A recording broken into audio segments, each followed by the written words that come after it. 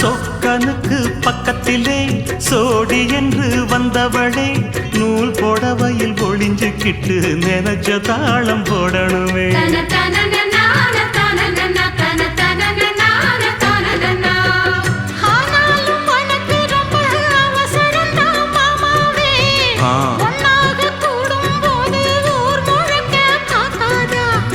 பார்த்தாலும் தவறு இல்ல பனியுறங்கும் ரோசாவே உன்னால சொத்த வச்ச மூக்குலதான் வைக்காதா.